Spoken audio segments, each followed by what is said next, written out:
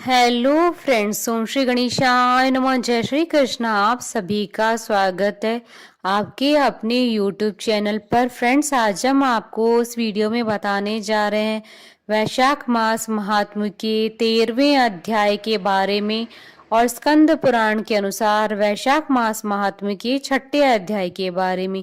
Friends, video शुरू करने से पहले आपसे रिक्वेस्ट है, अगर आप हमारे चैनल पर नए हैं और आपने अभी तक चैनल को सब्सक्राइब नहीं किया है तो प्लीज सब्सक्राइब कीजिएगा चैनल को, साथ ही प्रेस कीजिएगा बेल आइकन को, जिससे नए वीडियो से रिलेटेड नोटिफिकेशन आपको तुरंत प्राप्त हो सके। और वीडियो पसंद आने पर वीडियो को लाइक और शेयर जरूर कीजिएगा ताकि सभी भक्तों को इस वीडियो का लाभ प्राप्त हो सके। और कमेंट बॉक्स में जय श्री कृष्ण जरूर लिखिएगा। वैशाख मास महात्म सब प्रकार के विघ्नों का नाश करने वाले तथा सारी सृष्टि का पालन करने वाले श्री गणेश जी तथा ज्ञान की दाता श्री सरस्वती जी तथा सब पुराणों के कर्ता श्री व्यास जी तथा श्री गुरुदेव जी के चरण कमलों में नमस्कार करके भगवान की श्रद्धा और भक्ति रस में डूबे हुए वैशाख मास महात्म्य की कथा कहती हूँ। भगवत कथा के श्रवण और कीर्तन का महत्व तथा वैशाख मास के धर्मों के अनुष्ठान से राजा पुरुयश का संकट से उद्धार। श्रुतदेव बोले, मेष राशि में सूर्य की स्थित होने पर जो वैशाख मास में प्रातः काल स्नान करता है और भगवान विष्णु जी की पूजा करके इस कथा को सुनता है, वह सब पापों से मुक्त हो भगवान विष्णु के परम धाम को प्राप्त होता है। इस विषय में एक प्राचीन इतिहास कहते हैं, जो सब पापों का नाशक, पवित्र, कारक, धर्मानुकूल, वंदनीय और पुरातन है। गोदावरी के तट पर शुभ ब्रह्मेश्वर क्षेत्र में महर्षि दुर्वासा के 2 शिष्य रहते थे, जो परमहंस ब्रह्मनिष्ठ उपनिषद विद्या में परिनिष्ठित और इच्छा रहित थे। वे भिक्षा मात्र भोजन करते और पुण्यमय जीवन बिताते हुए गुफा में निवास करते थे। उनमें से एक का नाम था सत्यनिष्ठ और दूसरे का नाम तपोनिष्ठ। वे इन्हीं नामों से तीनों लोकों में विख्यात थे।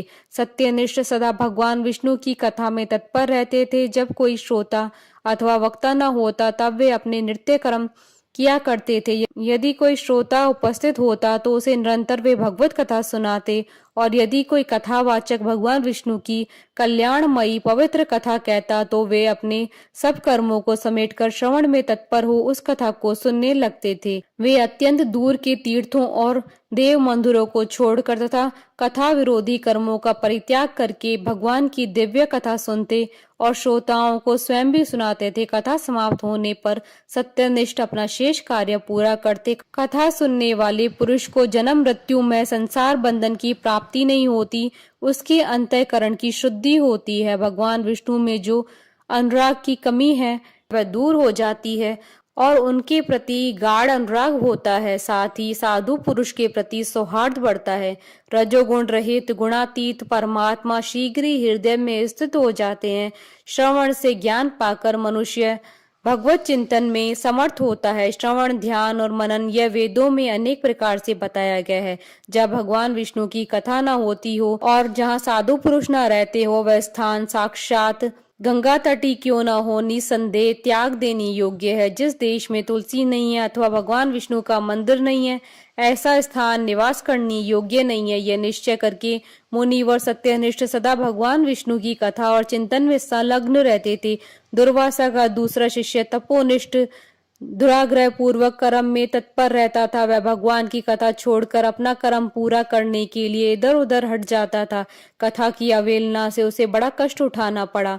अंतोगत्वा कथा परायण सत्यनिष्ठ ने ही उसका संकट से उद्धार किया। जहाँ लोगों के पाप नाश करने वाली भगवान विष्णु की पवित्र कथा होती है, वहाँ सब तीर्थ और अनेक प्रकार के क्षेत्र स्थित रहते हैं। जहाँ विष्णु कथा रूपी पुण्यमयी नदी बहती रहती है, उस देश में निवास करने वालों की मुक्ति उनके हाथ में ही है। पूर्व काल में पांचाल देश में पुरुयशा नामक एक राजा थे, जो पुण्यशील एवं बुद्धिमान राजा भूरियशा के पुत्र थे। पिता के मरने पर पुरुयशा राज सिंहासन पर बैठे। वे धर्म की अभिलाषा रखने वाले, शूरता, उदारता आदि गुणों से संपन्न और धनुर्वेद में प्रवीण थे। उन महामती नरेश ने अपने धर्म के अनुसार पृथ्वी का पालन किया। कुछ काल के पश्चात राजा का धन नष्ट हो गया। हाथी और घोड़े बड़े बड़े रोगों से पीड़ित होकर मर गए। उनके राज्य में ऐसा भारी अकाल पड़ा जो मनुष्यों का अत्यंत विनाश करने वाला था। पांचाल नरेश राजा पुरुयशा को निर्बल जानकर उनके शत्रुओं ने आक्रमण किया और युद्ध में उनको जीत लिया। तदंतर पराजित हुए राजा ने अपनी पत्नी शिखिरनी के साथ पर्वत की कंदरा में प्रवेश किया। साथ में दासी और आदि सेवकगण भी थे। इस प्रकार छिपे रहकर राजा मन ही मन विचार करने लगी कि मेरी ये अवस्था क्यों हो गई। मैं जन्म और कर्म से शुद्ध हूँ और माता और पिता के हित में तत्पर रहा हूँ। गुरु भक्त उद्धार, ब्राह्मणों का सेवक, धर्मपरायण, सब प्राणियों के प्रति दयालु, देव पूजक और जितेंद्रिय भी हूँ। फिर किस कर्म से मुझे यह विशेष दुख देने वाली दरिद्रता प्राप्त हुई? किस कर्म से मेरी पराजय हुई और किस कर्म के फलस्वरूप मुझे यह वनवास मिला है? इस प्रकार चिंता से व्याकुल होकर राजा ने खिन्न चित्त से अपने सर्वज्ञ गुरु मुनि श्रेष्ठ याज और उपयाज का स्मरण किया। राजा के आह्वान करने पर दोनों बुद्धिमान मुनीश्वर वहां आए। उन्हें देखकर पांचाल प्रिय नरेश सहसा उठकर खड़े हो गए और भक्ति के साथ गुरु के चरणों में मस्तक रखकर प्रणाम किया। फिर वन में पैदा होने वाली शुभ सामग्रियों के द्वारा उन्होंने उन दोनों का पूजन किया और विनीत भाव से पूछा, विप्रवरों, मैं गुरु चरणों में भक्ति रखने वाला हूँ। मुझे किस कर्म से यह दरिद्रता, कोष हानि और शत्रु से पराजय प्राप्त हुई है? किस कारण से मेरा वनवास हुआ और मुझे अकेले रहने पड़ा? मेरे न कोई पुत्र है, न भाई है और न ही हितकारी मित्र ही है। मेरे द्वारा सुरक्षित राज्य में यह बड़ा भारी अकाल कैसे पड़ गया? ये सब बातें विस्तार पूर्वक मुझे बताइए। राजा की इस प्रकार पूछने पर वे दोनों मुनि श्रेष्ठ को इस प्रकार बोले, राजन, तुम पहले के 10 जन्मों तक महापापी व्याध रहे हो। तुम सब लोगों के प्रति क्रूर और हिंसा परायण थे। तुमने कभी लेश मात्र भी धर्म का अनुष्ठान नहीं किया। इंद्रिय संयम तथा मनोनिग्रह का तुम में सर्वथा अभाव था। तुम्हारी जिह्वा किसी भी प्रकार भगवान विष्णु के नाम नहीं लेती थी। तुम्हारा चित्त गोविंद के चारु चरणाविंदों के चिंतन नहीं करता था और तुमने कभी मस्तक नवाकर परमात्मा को प्रणाम नहीं किया। इस प्रकार दुरात्मा व्याध का जीवन व्यतीत करते हुए तुम्हारे 9 जन्म पूरे हो गए। 10वां जन्म प्राप्त होने पर तुम सह पर्वत पर पुनः व्याध हुए और वहां सब लोगों के प्रति क्रूरता करना ही तुम्हारा स्वभाव था। तुम मनुष्यों के लिए यम के समान थे, दयाहीन, शस्त्र जीवी और हिंसा परायण थे। अपनी स्त्री के साथ रहते हुए राह चलने वाले पथिकों को तुम बड़ा कष्ट दिया करते थे, बड़े भारी शठ थे। इस प्रकार अपने हित को न जानते हुए तुमने बहुत वर्ष व्यतीत किए। जिनके छोटे छोटे बच्चे हैं, ऐसे मृगों और पक्षियों के वध करने के कारण तुम दयाहीन दुर्बुद्धि को इस जन्म में कोई पुत्र प्राप्त नहीं हुआ। तुमने सबके साथ विश्वासघात किया, इसलिए तुम्हारे कोई सहोदर भाई नहीं हुआ। मार्ग में सबको पीड़ा देते रहे, इसलिए इस जन्म में तुम मित्र रहित हो। साधु पुरुष के तिरस्कार से शत्रुओं द्वारा तुम्हारी पराजय हुई। कभी दान न देने के दोष से तुम्हारे घर में दरिद्रता प्राप्त हुई। तुमने दूसरों के ओर सदा उद्वेग में डाला, इसलिए तुम्हें दुस्सह वनवास मिला। सबके अप्रिय होने के कारण तुम्हें असहाय दुख मिला है। तुम्हारे क्रूर कर्मों के फल से ही इस जन्म में मिला हुआ राज्य भी छिन गया। वैशाख मास की गर्मी में तुमने स्वार्थवश एक दिन एक ऋषि को दूर से तालाब बता दिया था और हवा के लिए पलाश का एक सूखा पत्ता दे दिया था। बस जीवन में इस एक ही पुण्य के कारण तुम्हारा यह जन्म परम पवित्र राजवंश में हुआ। अब यदि तुम सुख, राज्य, धन धान्य आदि संपत्ति, स्वर्ग और मोक्ष चाहते हो अथवा सायुज्य एवं श्री हरि के पद की अभिलाषा रखते हो तो वैशाख मास के धर्मों का पालन करो। इससे सब प्रकार के सुख पाओगे। इस समय वैशाख मास चल रहा है।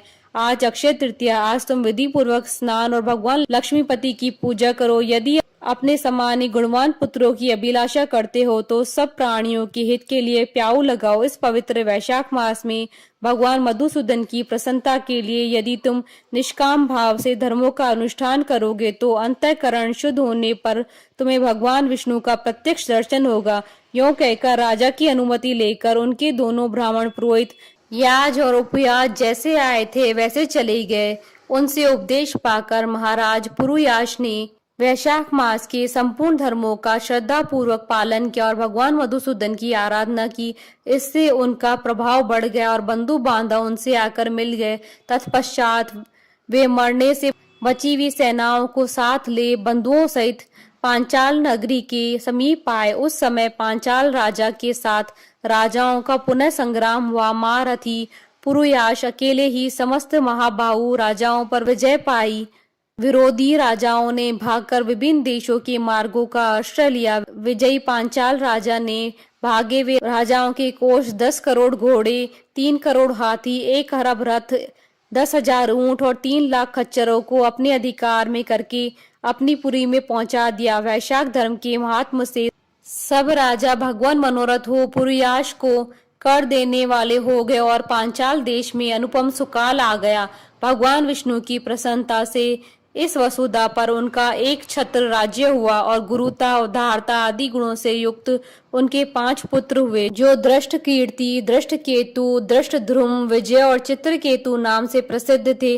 धर्म पूर्वक प्रतिपालित होकर समस्त प्रजा राजा के प्रति अनुरक्त हो गई। इससे उसी क्षण उन्हें वैशाख मास के प्रभाव का निश्चय हो गया। तब से पांचाल राज भगवान विष्णु की प्रसन्नता के लिए वैशाख मास के धर्मों का निष्काम भाव से बराबर पालन करने लगी। उनके इस धर्म से संतुष्ट होकर भगवान विष्णु ने अक्षय तृतीया के दिन ही उन्हें प्रत्यक्ष दर्शन दिया। इति श्री स्कंद पुराण महात्म्य का 6ठा अध्याय संपन्न हुआ। बोलिए भगवान विष्णु की जय, सनातन धर्म की जय। हमारे साथ इस वीडियो में अंत तक बने रहने के लिए आपका धन्यवाद। ओम श्री गणेशाय नमः। जय श्री कृष्ण।